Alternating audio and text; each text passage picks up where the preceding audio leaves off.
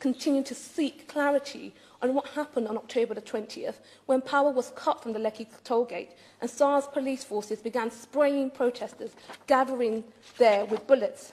Now, I'm sure that many of us have seen the footage of peaceful protesters linked armed in arms, singing the Nigerian anthem as they were indiscriminately gunned down. Now is the time to hold officials to account for their crimes against humanity that they have embarked on. So I call for an impartial human investigation into these human rights violence and to begin a process to secure justice for victims and their family. As we try to make sense of the incidents, we must ask uncomfortable questions of ourselves. I'm referring to the fact that British officials trained SARS police squad from 2016 up until this year, 2020, and they also trained the Nigerian army. Now, I have to ask, what did this training actually entail? Could it have prevented escalation of this kind? Now, standing here as a proud British Nigerian, I implore the Minister and colleagues across the House to pursue answers to these questions and do what it can to facilitate Nigerians' fight for freedom. Thank you.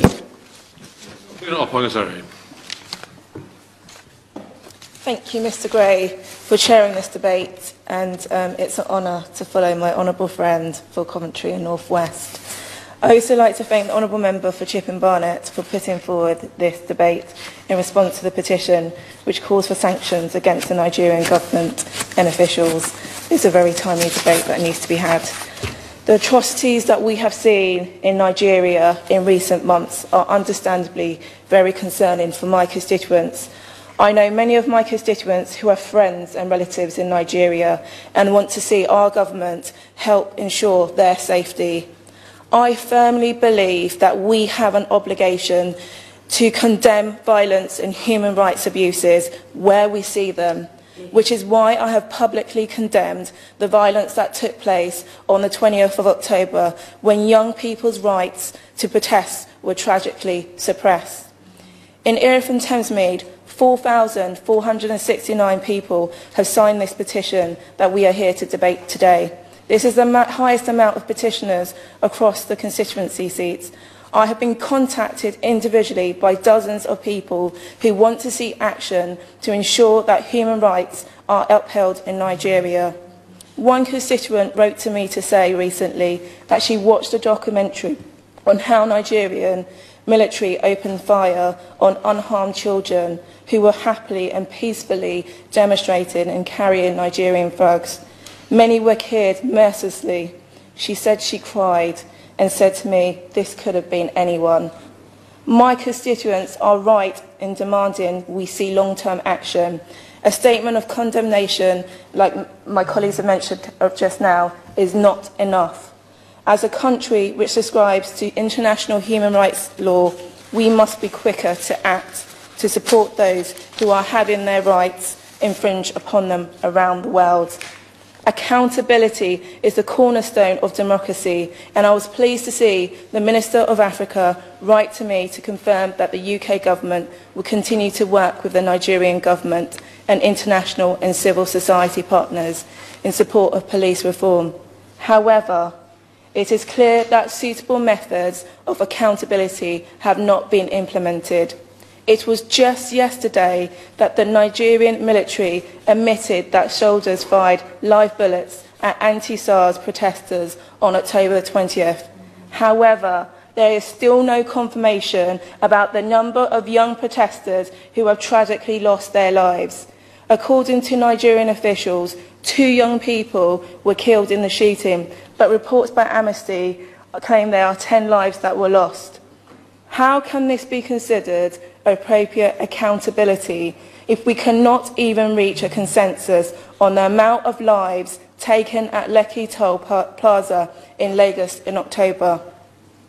I do not believe placing economic countrywide sanctions in Nigeria will help address these ongoing issues of police and military violence.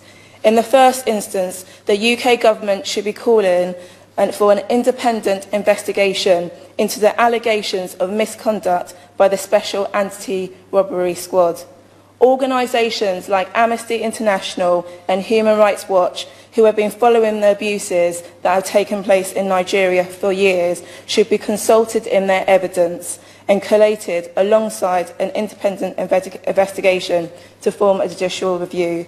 Furthermore, the investigation should look at wider issues of violence and human rights abuses by military and police across Nigeria. Mr Gray, the UK government should regard the findings of an independent investigation with the utmost seriousness and take action to implement sanctions across individuals identified as being responsible to the atrocities that have taken place.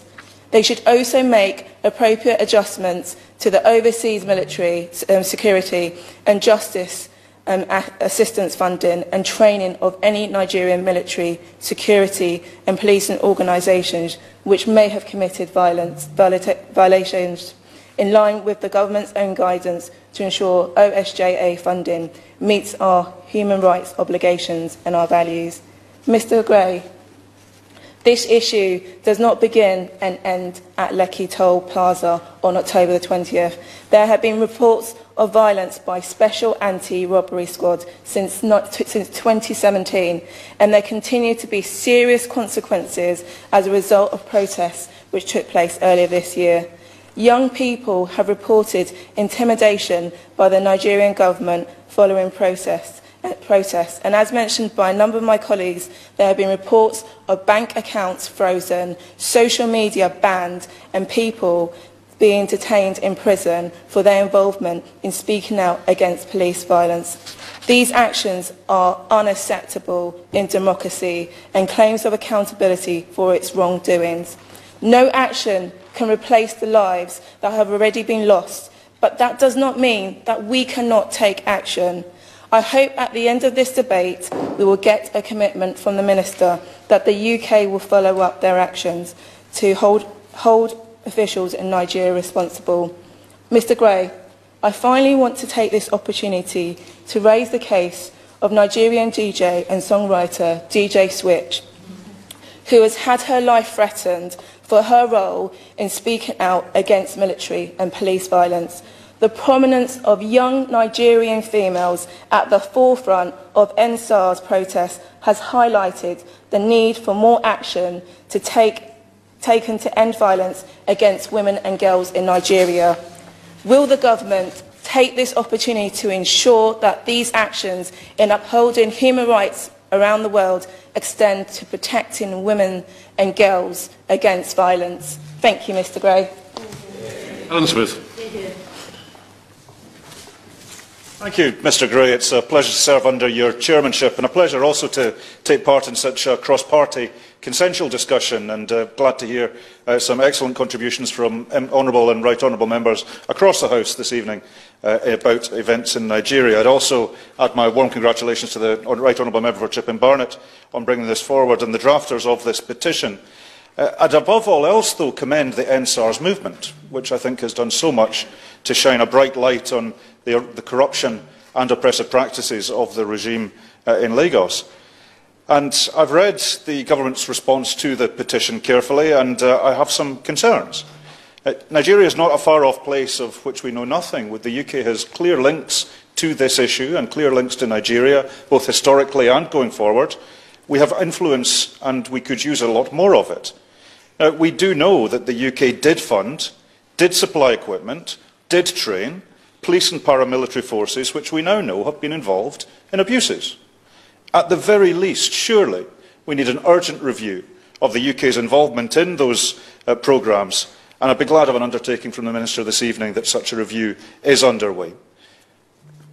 On the Magnitsky sanctions which have been called for, I quote directly from the government's response to the petition: "This sanctions regime will give the UK a powerful new tool to hold to account those involved in serious human rights violations or abuses." I've yet to hear any member of this House speak against the Magnitsky regime. We all support it. But it's only a tool if it's used. Now, I appreciate that speculation is unhelpful, but we do need some announcements, surely. I'm glad that the Minister for Africa, in his discussion with the Governor of Lagos on the 11th of November, called for an investigation into the specific instances we've heard of. Could we have an update on how that investigation is going, and an undertaking that there will be consequences to the findings of that investigation, and if it's been insufficient, that there should be an independent review? More generally, we need to look more in the round at whether the UK's actions help or hinder the aims of the End SARS protests.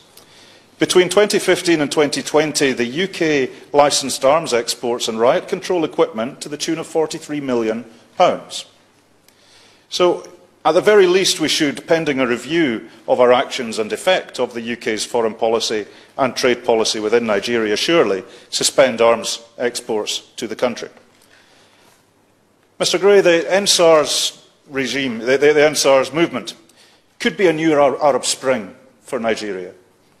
Given all the demographic, economic forces in play, all that enthusiasm is there. We must learn from history and not let the End SARS movement down the way we did the Arab Spring. For that would be a tragedy, and that would bring culpability upon us even more than we have.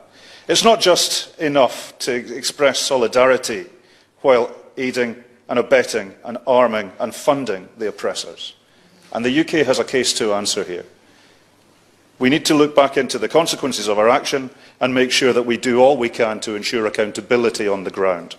I do look forward to the Minister's comments this evening. Stephen Doherty.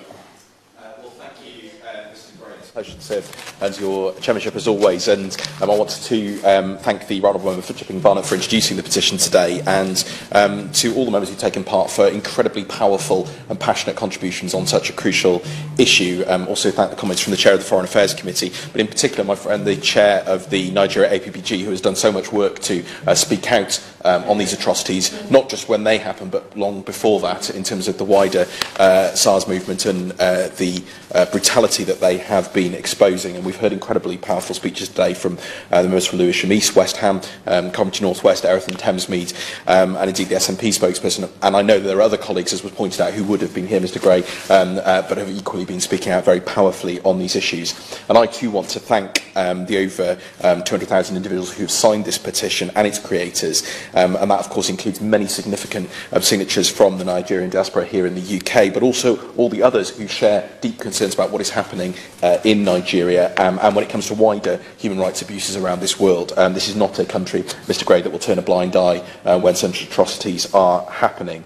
And the scenes we have witnessed and the reports that have come out of Nigeria of the response by the police and the army against protesters involved in the End SARS movement have shocked us all. And of course we've heard from many of the contributions today of the events of the 20th of October, when a group of End SARS protesters were fired upon, it appears, by members of the Nigerian army at the Lekki Tollgate Plaza, after the CCTV was taken off and after the lights were turned off. And of course the tragic deaths and injuries that resulted as a result of that action. And I spoke, Mr Gray, to those who had been around in the vicinity of these incidents, who have seen and witnessed firsthand the brutality meted out by SARS and by those attempting to defend them. And I can tell you they were shocking testimonies, Mr Gray, and I know that many of us have witnessed the video footage and pictures of the events, absolutely horrific.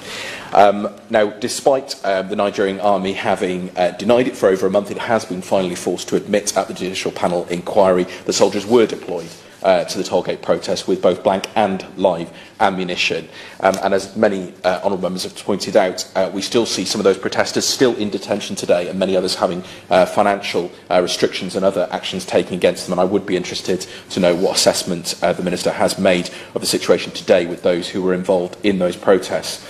But of course, as many have explained today, this massacre and the other atrocities that we've seen are only part of the picture. They are part of a picture of brutality over a number of years, extraordinary brutality and violations by the Special Anti-Robbery Squad, otherwise known as SARS.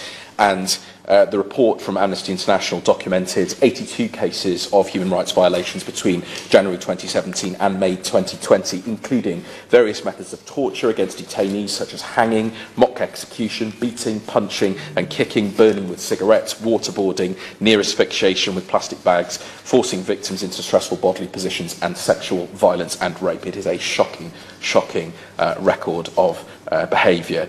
And yet few of these cases have been investigated, and hardly any officers have been brought to justice on credible accounts of torture and other ill treatment. The authorities have promised investigations, but they often have simply not occurred. And the federal government of Nigeria has repeatedly promised to reform SARS, but has failed to do so. And of course, the protests we've seen recently originate not only in that record of brutality, but in other documented incidents across the country, in Delta State, in Oyo State, and in recent days I've received reports of extrajudicial killings by, allegedly, the Nigerian army in Oyigbo, Twin Rivers. What assessment has the Minister made of those most recent reports? This is still carrying on after those shocking events that we have seen just a few weeks ago. Mr. Chair, the violent repression of protesters in Nigeria is unacceptable and has garnered, rightly, international condemnation. President-elect Biden has called on the Nigerian government to end the violent crackdown. The UN Secretary-General has said that Nigerians' right to protest peacefully needs to be guaranteed and that police brutality needs to stop.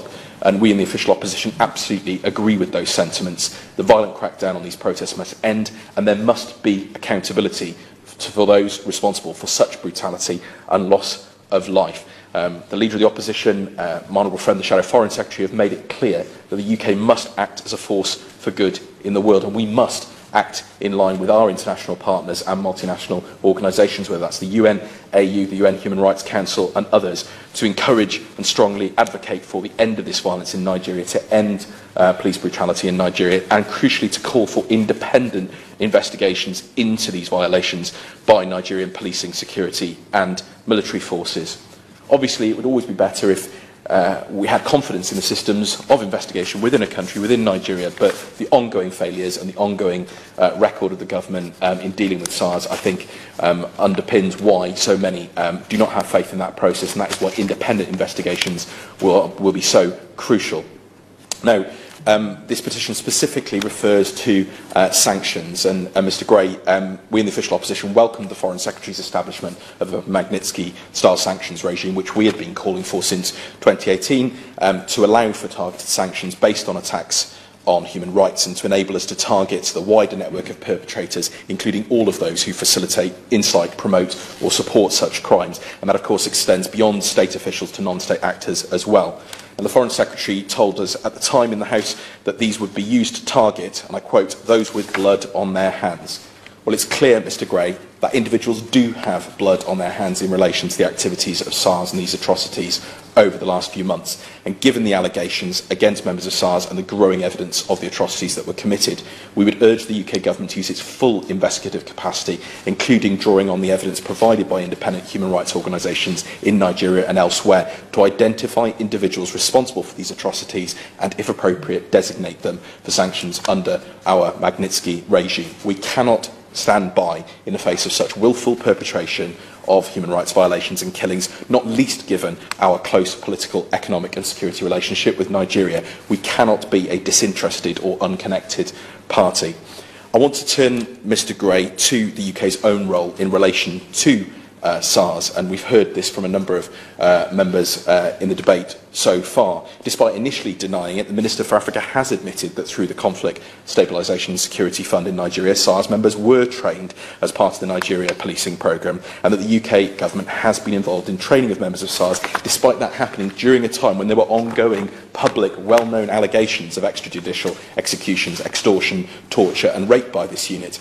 And I'm sorry to say, Mr Gray, but this is, while a shocking, it is unfortunately not an entirely unexpected revelation to me. And it's also not surprising, and I have the review of the programme here, Mr Gray, that this was a programme led by the Foreign Office rather than DFID. Of course, UK support for security and justice reform in countries around the world can have positive impacts. But what's absolutely clear to me is that in a growing number of cases, it is not clear what impact we are having, or whether in the worst cases we are actually supporting agencies who have a role in committing atrocities or human rights violations. This is just one example. Whether it's this example or the ongoing supplying of arms to the Saudi Arabian government for use in the Yemen crisis, or the training of the Special Investigations Unit in Bahrain, which has also been complicit in the torture of prisoners, and of course they use the death penalty. The government is having to repeatedly have to come and justify its involvement with organisations and institutions that appear to breach our very own standards, let alone international law and human rights. So can the Minister tell me whether she has considered suspending support and training for such programmes for Nigerian security, military and justice institutions until she is absolutely satisfied that they are not supporting individuals and organisations who have been implicated in these atrocities. And will the government commit to a review of the effectiveness of OSJA projects? I was extraordinary to reading the summary, Mr Gray, to find that the programme was listed as scoring an A and an A in 2018-19, and that the risk was only medium. This does sound to me to be completely, out of kilter with the facts that we have heard today and that we've been hearing for many, many years. And of course, looking beyond Nigeria, given the deeply concerning news that we're hearing coming out from locations across Africa in recent weeks, what measures is the government taking to protect human rights across the continent and to tackle those responsible, whether those responsible for atrocities in Ethiopia or those who are involved in suppressing the democratic process in Tanzania and Uganda? We cannot have impunity for those taking out atrocities or war crimes, whatever their role or status, whether that's official, unofficial, official government sources, official military sources, or irregular forces who are acting on behalf of different groups, whether those are central governments, regional governments, rebel groups. It doesn't matter who they are. We cannot have impunity for those people who are carrying these out. And it appears to me a double irony, Mr Gray, that we are seeing support for wrong programmes like this when the government, we hear, is proposing cutting the right programmes, proposing cutting the 0.7% target, proposing cutting support to development and peace programmes across the world. And I hope the Minister will be able to perhaps reassure us that that is not going to happen. But Mr Gray, in conclusion, from the Black Lives Matter movement in the USA to the End SARS movement in Nigeria, it's clear that any democratic government must respond to the needs, first and foremost, of its citizens in providing policing and security that is accountable to the people that it serves, does not hold itself above the law, but defends the law and conducts itself in line with the principles and values that underpin it. We stand on the side of all of those in Nigeria who are calling for peace, for democracy and for the rule of law to be upheld. Killings must end, democracy and the rule of law must prevail, and the UK should be a partner to all Nigerians seeking peace, justice and development. Wendy Morton. Thank you, Mr Gray, and it's a pleasure to take part in this debate this afternoon under your excellent guidance and chairmanship, so thank you. Let me start by saying that I'm very grateful to my honourable friend, the member for Chipping Barnet, for securing this debate, and actually to all the members who have contributed today. We've heard from the member for Tonbridge and Marling, from Edmonton, Lewisham East, West Ham and others, and for all the contributions that you have made. I will endeavour to answer as many of your questions as I possibly can. I can't say within the time allowed because we're doing quite well on the time at the moment, I think, Mr Gray, but I know you will keep me in good order and not let me get carried away here. But this is an important debate, and the Minister for Africa has asked me to offer his apologies to those of you here in the House, and as he is away on ministerial business and he's therefore not able to attend. But I do know he has a very close interest in this topic, and I feel sure that he will be following this debate with great attention, as we would expect of the Minister for Africa. So I will therefore respond on behalf of the government in his place. We are grateful to the nearly 220,000 members of the public who signed the petition and enabled this debate to take place. There is, quite rightly, significant public concern about the recent protests in Nigeria, especially the issue of police brutality. I also acknowledge the strong feeling about this issue in this place, and I am thankful for the contributions from all colleagues today. And as I said, I will try to respond to all of the points raised. But first, let me set out the government's position on the protests and on police reform, and then I will address the topic of sanctions. I would like to assure the House that the government is following developments in Nigeria since the protests very closely. We are deeply concerned by violence during the protests, which tragically claimed lives. And I'm sure honourable members here today will join me in passing on our condolences to the families of those affected. The UK supports the right to peaceful protest. We condemn violence by any party, and in doing so, make an important distinction between the rioting and looting that took place and the original peaceful protest movement. We have raised the protests and the response to them at the highest levels within the Nigerian government. The Foreign Secretary issued a statement on the 21st of October calling for an end to the violence. He called for the Nigerian government to urgently investigate reports of brutality by its security forces and to hold those responsible to account. The Minister for Africa spoke to Foreign Minister Onyema on the 23rd of October to reiterate his tweets that recognised the Nigerian people's democratic and peaceful calls for reform and encouraged the Nigerian authorities to restore peace and to address concerns over brutality towards civilians. The British High Commissioner in Abuja continues to raise the protests with senior representatives of the Nigerian government, including our concerns about intimidation of civil society groups and peaceful activists. We welcome President Buhari's decision to disband the Federal Special Anti-Robbery Squad, the police unit at the centre of recent protests. And it's important that historic reports of police brutality and violence during recent protests are investigated fully. We also welcome the emerging dialogue between state governors and young people. In a country where more than 50% of the population is under 25, this conversation is so important in understanding the concerns of the next generation. And we also welcome the President's request for his Cabinet Ministers to do the same in their home areas. And lastly, we welcome the establishment of judicial panels of inquiry to investigate all the alleged incidents. I can also update members that the Minister for Africa spoke to the Governor of Lagos on the 11th of November. And he also spoke to the President's Chief of Staff, Ibrahim Gambari, on the 21st of November. He stressed the importance of police and military cooperation with the panels. He also expressed the urgent need for panels to progress investigations, including into the incident at Lekki. As you see from the government's written response to this petition, we continue to monitor these investigations and their outcomes very closely. We also continue to monitor progress on police reform and to support Nigerian-led reform. Earlier this year, for example, we supported civil society efforts to secure the successful passage of the new Police Act.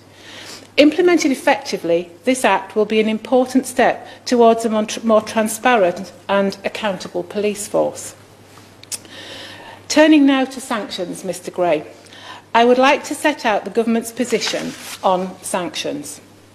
On the 6th of July, the government established the global human rights sanctions regime. And in a statement to Parliament, my right honourable friend, the Foreign Secretary, set out its full scope.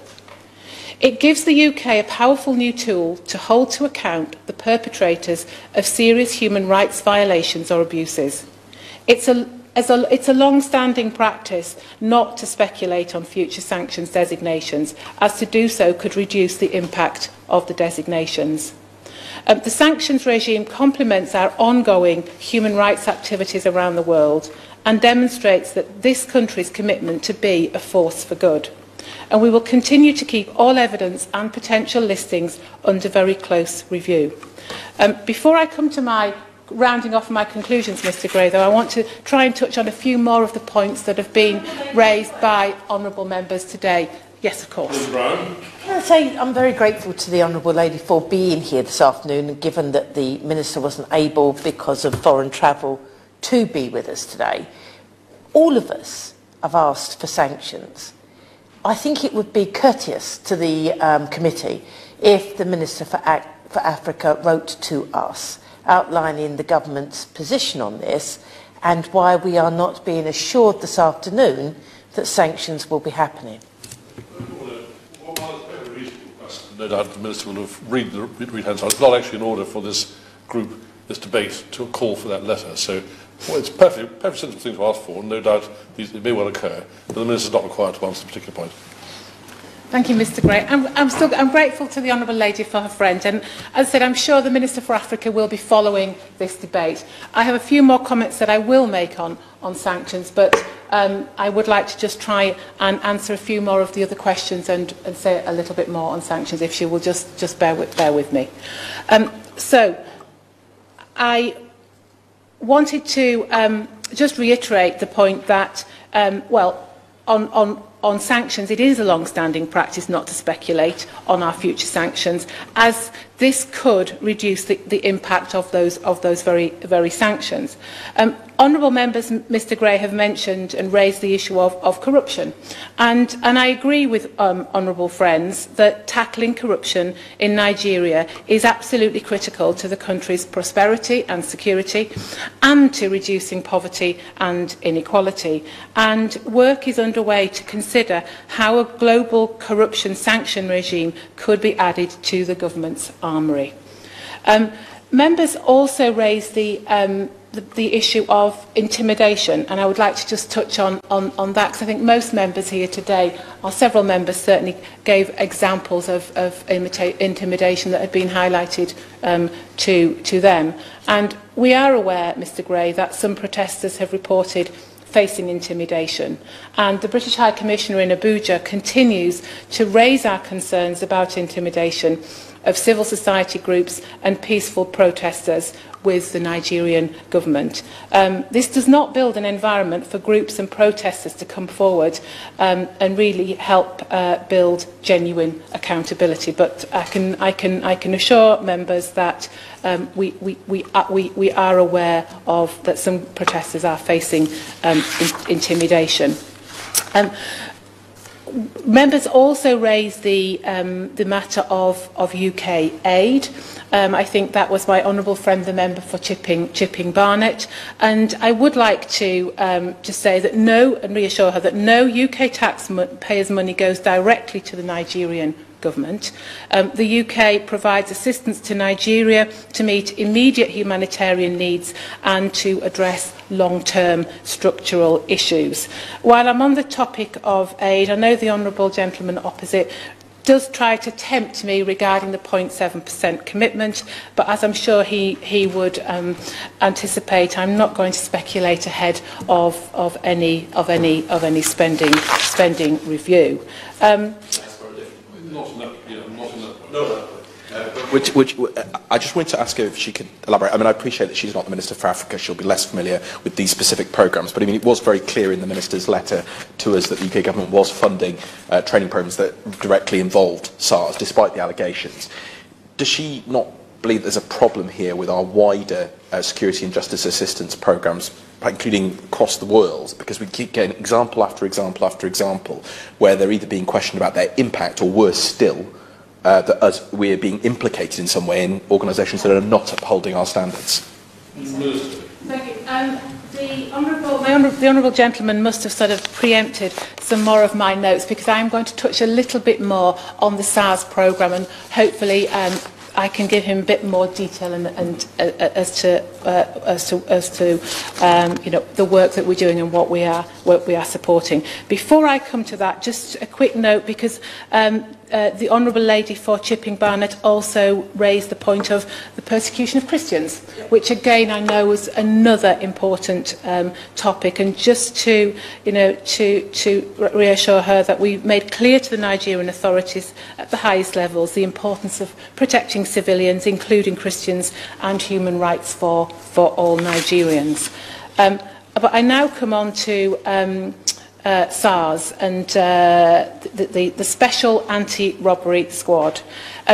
Mr Gray, the UK supports police and justice reform in Nigeria. All assistance is compliant with our human rights obligations and our values. And through our CSSF-funded Nigeria policing programme, which ended in March 2020, Federal Special Anti-Robbery Squads, or FSARS, officers participated in training on amended Nigerian police guidance designed to improve human rights, training on public finance, and community policing workshops. The Nigeria policing programme was part of our security and justice reform programme, which is working to help deliver a criminal justice system that better protects the human rights of all Nigerians. As a result of the programme, Mr Gray, relationships between communities and the police improved in 4 states.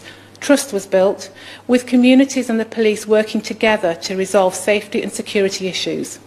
The Nigerian Police Force's recent adoption of the Community Policing Framework, developed by the Nigeria Policing Programme, is a positive outcome. Our support to civil society was instrumental in the recent passing of the Police Act by the President, and this new Act provides for greater citizen protections and improved police training, which we believe will benefit Nigerians. Through the CSSF-funded North East Public Safety and Security Programme, part of which is delivered jointly with USAID, radio equipment was issued to Borno Police Command. This was for police units working to improve local security and to counter violent extremist organisations, including Boko Haram and Islamic State West Africa. Borno Police Command distributed 3 radios to the local SARS unit, which were returned after SARS was disbanded. The North East Public Safety and Security Programme is part of our North East Africa Security, Conflict and Stabilisation Programme, working to help stabilise one of Nigeria's poorest and most fragile regions affected by Boko Haram and Islamic State West Africa. But to conclude, I understand and I acknowledge and understand the strength of feeling in the House and among the public. The UK and Nigeria have a long and close relationship that extends beyond our governments to our people, especially through the British Nigerian diaspora community, which contributes so much to this country. And the diaspora was also raised by my right honourable friend who led this debate, the Honourable Lady for Chipping Barnett. The UK is home to over 200,000 members of the Nigerian diaspora who contribute so much to this country. And as I'm sure, Mr Gray, you will be aware, my honourable friend, the member for Saffron Walden, was the first minister for Nigeria.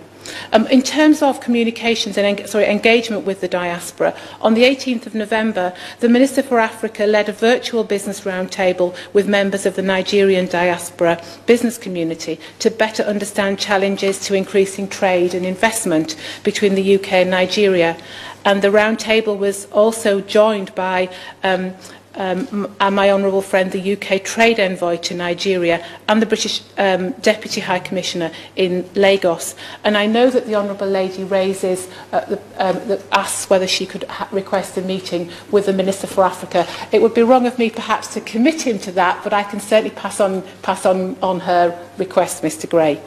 But this government will continue to press the Nigerian government and its security services to uphold human rights and the rule of law, to investigate all incidents of brutality, illegal detentions and the use of excessive force, and to hold those responsible to account.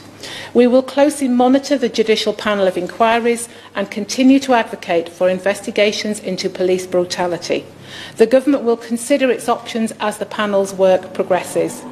The government would also continue to work with the Nigerian government and international and civil society partners to improve the accountability and transparency of the Nigerian police for the benefit of all Nigerians. Theresa Villiers. Thank you, Mr Gray. Well, like others, I believe this has been an excellent debate with well-informed contributions, with real insight both from backbench and front bench. And I would take this last minute or two just to really urge the Minister and the rest of the team at the Foreign Office to use all diplomatic means they have available to get the message to the authorities in Nigeria that they need to listen to what the protests are asking for, and that I do hope that whilst the Minister for all sorts of reasons has felt unable to make commitments on targeted sanctions today, I think there is a really strong case for doing this, and I hope that behind the scenes the Foreign Office will continue to pursue this, so that in the not too distant future we will see an announcement on that. We've heard obviously in this debate some really disturbing accounts of what happened at Lekki, but also of a long history of brutality and extrajudicial killings, and particularly grim accounts were recounted by the Shadow Minister. But I very much hope that we also take away from this debate the optimism that I think everyone showed about the future for Nigeria. It has so much potential. As the Honourable Member for Edmonton says, there's real potential for a new Nigeria, a better future. And I hope that these protests do signal a real change towards addressing those concerns around corruption, around brutality, around poor governance. Because if those issues are resolved, if we see real progress on that, we can see huge success and flourishing in Nigeria, not least in economic terms. So it's been my privilege to lead this debate. I thank all the people who signed the e-petition. I think this is a great example of the e-petition process working really effectively, because nearly 250,000 people signed that petition. We here in the Mother of Parliaments get the opportunity to urge and advocate for change and reform in Nigeria, and it's been my privilege to take part in that process. The question is, this House e-petition 554150 relating to Nigeria and the sanction regime. Those can say aye. Contrary, no. I think the ayes have it. The ayes have it. Order, order.